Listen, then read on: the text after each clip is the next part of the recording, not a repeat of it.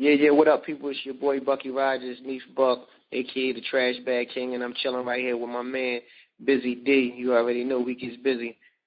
Let's get it. All right, everybody, thank you for all tuning in to the Biz with D on My First Springs Radio. And right now we got Neef Buck on the Biz with D right now. If you guys don't know who Neef Buck is, I mean, can I familiarize you guys a little bit with Young Guns, Can't Stop, Won't Stop? I mean, if y'all don't know the records, I think y'all are a little bit on the crazy side, right? They'd be kind of crazy if they didn't know those records, right? Me? Yeah, man. You know, classic, man. Grammy nominated. No Better Love, Can't Stop, Won't Stop, Set It Off. Classic album, Tough Love, Certified Gold. Classic album, Brothers from Another. You know, State Property 1 and 2. The Chain Gang, State Property 1 and 2, the movies. You know, No Telling Amount of Tours. You know, just you know, vets, man. You know, it's 1996 Chicago Bulls, man. You know. Right. I mean, congratulations. I mean, that's like fucking phenomenal to have had all that success. I mean, Chris has been on the show and still be relevant. Like, y'all are still doing it. I mean, I've got to ask you, like, how does that make you feel as an artist? Oh, man, I appreciate it, man, and I'm overwhelmed with all the love and support that I've been getting from day one. It's people that just, you know, stuck through, you know, good and bad times with us throughout the breakup and everything. So, you know, it's love, man, and I don't take nothing for granted, and I'm going to just keep pushing, man, keep giving the people reality music and stuff that they can relate to, and, you know, just keep on giving them my message and, you know, my outlook on life and, you know, the things that I've been through. You know, hope people can relate to it and, you know, get something out of it. You know, just got love for the music, love for the, you know, the art at the end of the day. You know, and it is just like, I can say this, like right now, I know times has changed since, you know, the days that we came up. But I can say, and my last two mixtapes, Forever Do Me 4 and Forever Do Me 5, I can say the internet played a heavy role in motivating me and me, you know, having outlets and and just building a brand. It had a lot to do with the internet and stuff like that. Like every producer that I used on probably Forever Do Me 5, I met through the internet, you know what I'm saying? Producers that I never met. Guys like Sonny Dukes, Tim Griffin, and Bobby Johnson, and just a lot of underground cats that's real hungry, man, and was sending that heat that I met over the internet, and we just exchanged math and, you know, send beats, you know, over to Gmail and Yahoo, stuff like that. And I could say the internet motivated me just having a closer relationship with your fans. Like sometimes, you know, in any relationship you want to feel appreciated, and sometimes being an artist you only feel that love back when you was doing your shows. Back in my era and where I started at, you only feel the love when you do your shows when people sing word for word, and you know that you touching the people, but you know that you're touching the people every day. They let you know every day, all day on Twitter and Instagram and Facebook and stuff like that. So that's been a blessing for me to keep me motivated and keep me, you know, humble and grounded and want to keep doing music because the people they want it, you know what I'm saying? And people getting something from it, and they, you know, people looking up to you, and they looking forward to the next thing you got going on. So, you know, I think that motivated me a whole lot. So, you know, it was a gift and a curse. Definitely. And I got to tell you something. Just you saying having so much to say, like you and Chris are so similar when it comes to, you know, having so much to say about the experience. I mean, great things about it because he's been on the show. And I mean, just how you answered the question, how I asked him the exact same thing, and I was like, wow. So, I mean, that's good that I'm getting, like, the same thing from y'all. But, Can't Stop, Won't Stop. I mean, the record was phenomenal. No Better Love was phenomenal. But for you, what was the one record that was just like, that y'all did that was just like, you know what, this is my shit. I just love how everybody's rocking. So which record was that for you? I think Can't Stop Won't Stop and Can't Stop Won't Stop and No Better Love, they two different type of records, so I can say both of them. I think they both forever music. I think you can play them to this day, and like to this day, and we can be in different cities or in our city, and they still play it to this day. You know what I'm saying? Because our plan was never to make music forever. We just want to make forever music, stuff that's timeless. You know what I'm saying? Like them songs right there is timeless. You know.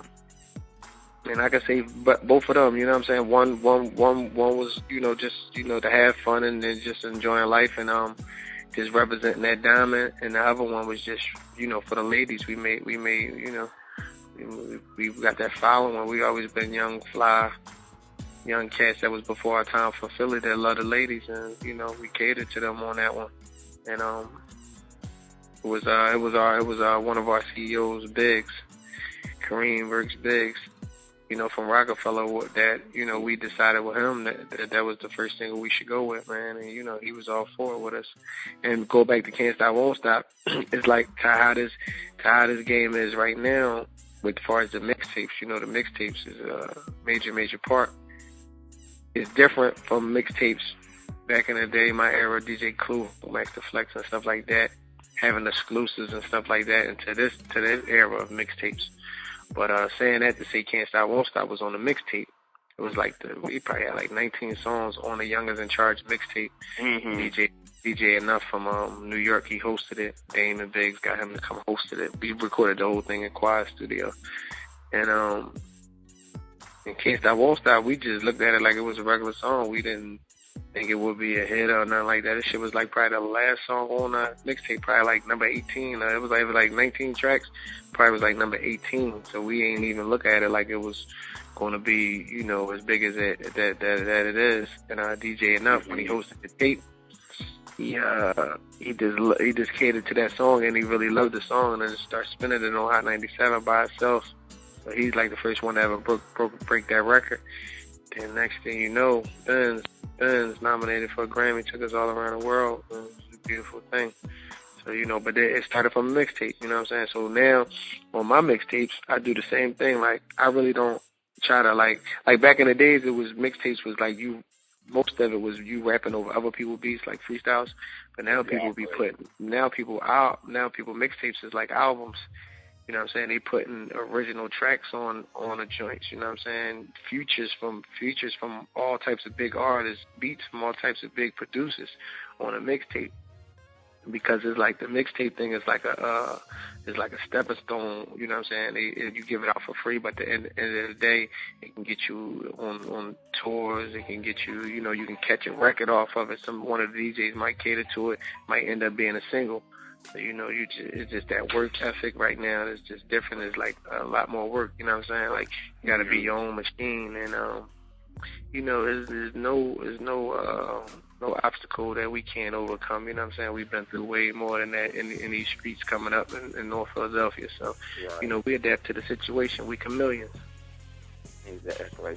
And I mean, I can only imagine what you guys, grew up experiencing, because I mean, I'm from Delaware, but I have family that's from Philly and live there, so it's like I already know what it's like in Philly. So shout out to Philly real quick. Yeah, shout out to Philly, shout out to the old Philly, West Philly, South Philly, Southwest Philly. You already know. Definitely. And you mentioned the fact of being nominated for a Grammy. I mean, not many artists can say they've been nominated for a Grammy. Yeah, I know people that have like 4 albums and just got nominated. This is their 4th album. You know what I'm saying? We got nominated for a record that they put on a crew album. That I Won't Stop. Wasn't even the album. Yeah, we put that on State Property 2, Chain Gang. That set us up for our album. You know what I'm saying? So look at it like that, you know what I'm saying? So, anything's possible, man. Definitely. So, I mean, you talked about mixtapes and albums and recording. So, what's like your recording process look like? Well, I'm very strategic with my beats. So, I sometimes I like to come in the studio prepared already. I'm not like a person that like to sit in the studio all day and just go through beats and all that. I like to go through beats. Or like if like I record with one of my in-house producers named Jumbo. Like Jumbo Beats. He might have something for me that he play right there, and I can have some fun with it. But most of the producers that I'm meeting over the internet, once I get the beat, I might be home just chilling.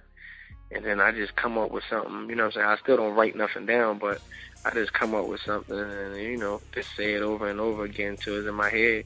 And when I go to the studio, I just lay it. I don't take no time, you know what I'm saying? I could do, you know, once I got it in my head, I lay a whole song in like an hour, you know what I'm saying? So it's real easy. I like to smash and scrape real fast. I don't like to sit in there all day, just go through beats and try to find stuff, you know, rush stuff or whatever. I'm really like, you know, persistent on what I do and how my beats, and everybody sees that, and it's like a good thing, you know what I'm saying? Everybody see that my production stepped up, you know what I'm saying? My bars, the things that I'm talking about, you know what I'm saying? I take my time with everything, make sure it's right. I think it's just,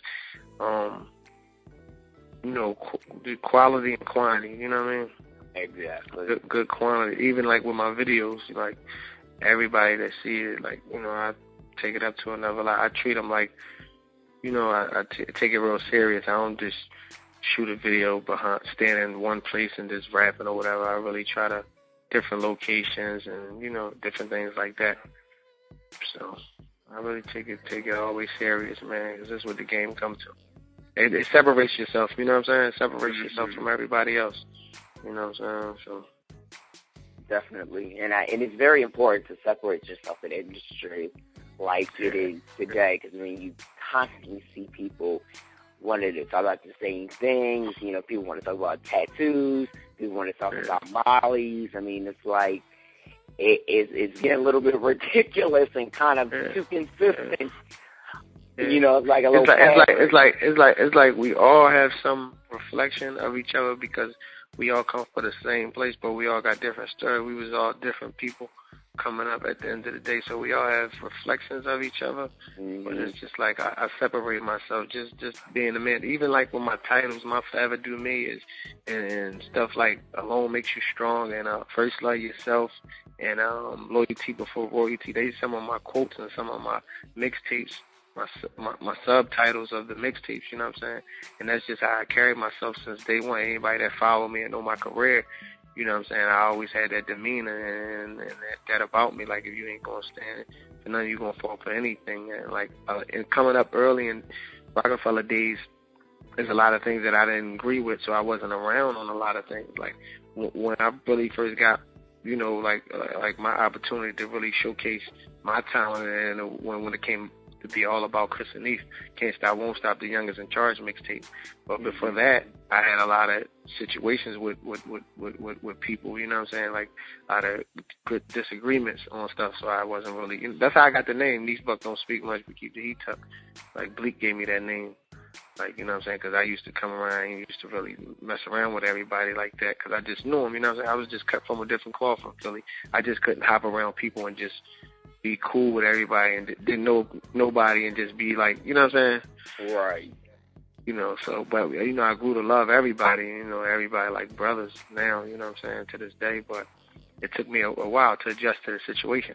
So I know that you guys had a reunion concert, a Rockefeller reunion concert in Atlantic City about a couple months back.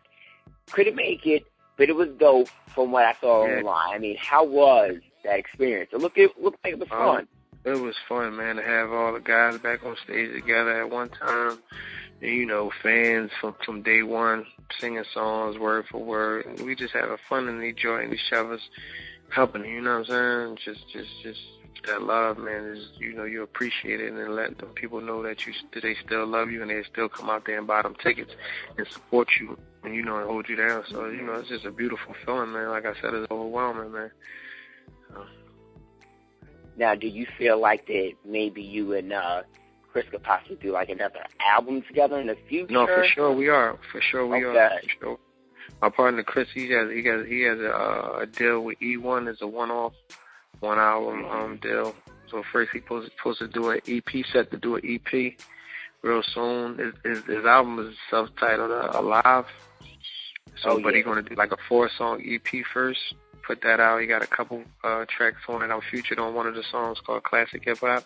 It should be dropping hopefully any month now, coming up real soon. And then he's gonna drop a single to his album, and I'll definitely be on the album. And you know, at how everything works out, I hope we can do a Young Guns album right after that. But until then, I'm gonna constantly keep campaigning my situation. That Forever Do Me brand, and Neef Buck. I gotta keep it coming because the people want it. They asking for it. And plus, I set the bar real high with this last one, Forever Do Me 5. You know what I'm saying? First Love Yourself. So people expecting more heat from me. So I'm gonna keep it coming. And those who don't know, check out the website, NeefBuckMusic.com. I got all my whole series on there, the Forever Do Me series from 1 to 5. All the visuals, all the videos that I shot through 1 through 5 is on the website. You know what I'm saying? And that's one thing about the internet. It ain't never too late to catch up. This is forever on there, so go check that out and follow your boy on Instagram and Twitter at Neef_Buck. That is what it is. And like you mentioned, you got Forever Do Me Part 5 out. Just released it in January. Can we kind of talk about the sound direction with this one versus the previous ones? I want to say, like I was talking to my little cousin last night. He was telling me that I developed my own sound, but he don't know what's the sound. He don't know. I don't know like a definition for it. It's just like I said, the things that I stand by, and like just having principles in life, and like it's lessons in my music. You know what I'm saying? It ain't just all one thing. I don't just never focus on one thing. It's versatile. Is from all of Forever Do Me's, you see growth, maturity, stuff like that. You know what I'm saying? Like it's stuff that that everybody can relate to, man. I make music for everybody from 8 to 80, blind, crippling, crazy, and that's all. Really, I really don't have like no one thing. You know what I'm saying? To it, it's just reality music at the end of the day. And that's that sound, and as far as the beat selection, man, it's just whatever's hot. You know what I'm saying? From R&B to the club stuff to, things that's more serious, storytelling. I got a little bit of everything on there. You know what I'm saying? That's what's up. And you mentioned the fact of storytelling, and I feel like with music, especially hip-hop music today, it's very important to tell a story, because nowadays we have these new artists that don't tell a story. That, like I said, they talk about a Molly, they talk about other foolish stuff. And where I'm getting at basically saying this is, what is your take on artists like, not having any creative message behind what they're saying? Some people come in the game young, man. Sometimes it's about guidance. You know what I'm saying? You only gonna talk about what you've seen and what you've been through. You know what I'm saying? I've seen a lot coming up. I came off the step early, so I don't fault them. You know what I'm saying? Sometimes, hopefully, on their next situation, they show growth, and hopefully they get better. And you know what I'm saying? I wasn't always the way I am today. You know what I'm saying? So there's only time will tell. You know what I mean? So. Right. I mean, do you think there's something wrong with, people talking about? Man, like I say, man, first love yourself, and, forever do you, man. Whatever gets you by, man, whatever you do, you know what I'm saying? And, my morals is just to be, the way that I am. I have morals and rules and things that I go by, you know what I'm saying? That don't mean everybody gonna go by, you know what I'm saying? I respect the game at the end of the day, and it's like when you in this business, man, you gotta learn that it took me a while, and you have to learn that everybody's not gonna be like you. Everybody that wasn't raised like you, everybody don't have the same moral as you and the same, you know what I'm saying, upbringing as you. You gotta understand this is a business, and like sometimes I like people like me, as far as artists, I like them for their music. Like I don't get into like he's not really doing what he say he's doing. If I like you for what you do, that's it. That's all I fucks with you for. I know you. I wouldn't know you if you didn't do music. You know what I'm saying? So I fucks with them for what they do. If they, you know, I like the art and how they, you know, how they do music. That's cool. And, you know, if you are alright enough and cool enough that, you know, we can do some business together, that's cool. But other than that, man, I'm too focused on myself. Right. And that's very important. I mean, you just touched on something, and I forgot what I was going to ask you. But I'm going to ask you this, though. However, when it comes to working with others, what do you look into, like, a fellow artist? Like, what qualities do they have to have before you say, I want to rock with them and do a joint? It's just like I said, man, I respect people's craft at the end of the day. Like, on every Forever Do Me, I had like an up-and-coming guy from Philly on there.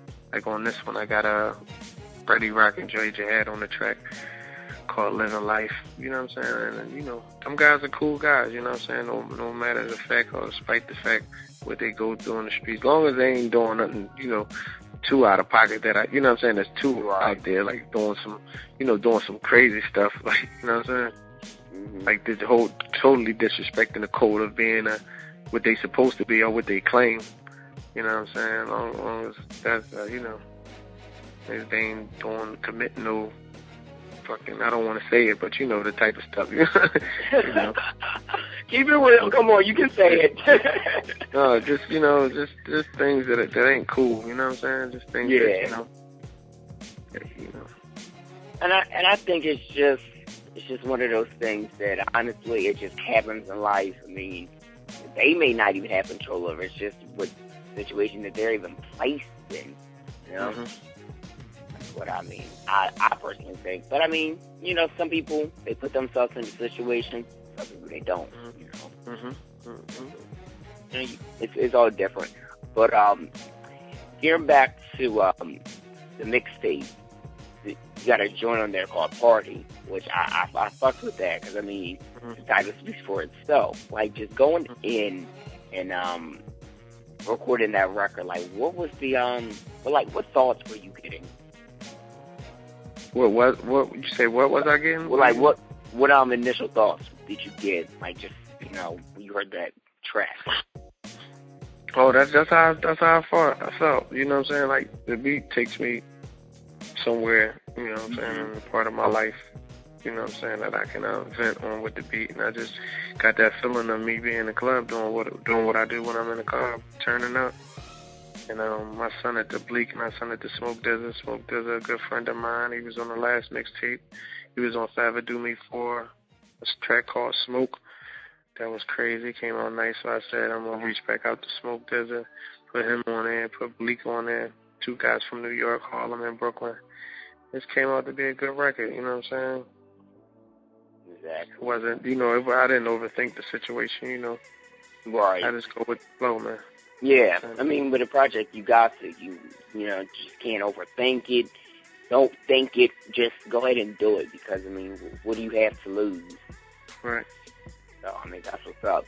And what other things besides Forever Do Me 5 do you have, you know, going on right now that we should definitely look out for? Well, look out for me right now. I'm just campaigning and maintaining and shooting the rest of these videos. Like I said, I'm going to drop a video tomorrow. It's called Poverty. Okay. A track off of Forever Do Me 5. There's a video. You know, I'm just flooding the streets and the internet with these visuals right now off of Forever Do Me 5. So Poverty comes out tomorrow. Then I just start working again. I'm thinking about doing another EP. Me and Freeway thinking about doing an EP together. That's my brother. We do a lot of tracks together. We got a lot of work together. Our chemistry together is real good. You know, so he wants to do a EP together, hopefully summertime, something like that. So, you know, I'm just working, man, and whatever outcome is, that's what I'm going to do, man. So right now I'm just recording and shooting these videos for Forever Do Me 5 and, you know, just doing some shows. Wednesday I have a show in Philly, me and Freeway, and me and him got a couple shows back to back. We got a show on Wednesday in Philly and Connecticut on Friday and Richmond, Virginia on Saturday. So, you know, you gotta let me know when you don't have a show in Philly on a Wednesday. I would definitely come through. That's my show day. For next time, let me know. I would definitely come through. You know, you just gotta like the music is one thing, but you gotta go out there and market it and promote and just be on the machine. You know what I'm saying? The music, that's one thing about artists. They think they're gonna make the music. Some artists, they think they just make the music and everything else is gonna fall in place. That's really not the case nowadays. You know what I'm saying? You gotta go out there and work it and be seen and do them shows and let people know. You know what I'm saying? Making the music is one thing, but going out there and touching the people is another. Definitely. That's true. You know, and sometimes out of sight is out of mind. You know what I'm saying? So you gotta let people know. Everybody don't know what you're doing. Like, never think that everybody, just because you put something out, everybody heard it and everybody got it. You gotta keep putting it in their face. So, you know. Right. Yeah, I try to tell people that you gotta put it in their face. Keep promoting. Don't focus on another project quite yet. Focus on that. Give this to them, front and center. Because then they're going to get confused. They're going to be like, he's giving me something new already when this new thing just came out. You know, right. You can't do it. So I'm glad that you touched on it, and I hope that the person that I was trying to tell that to, they hear this interview, they understand where I was coming from, because it's important. Neef, thank you so much for coming on the show again. Thanks for having me. Anytime. Any final remarks? Like I said, man, I just want everybody to go download that mixtape, Forever Do Me 5, First Love Yourself. You can download it on my website, neefbuckmusic.com, or datpiff.com, or livemixtapes.com. And follow me on Instagram and Twitter, @Neef_Buck. Salute to all the real. I'm out of here. All right, Neef, well, thank you so much, and you continue to have a good day, and just keep in touch. All right, for sure. You be good, man. Enjoy your day. All right, I will. Thank you.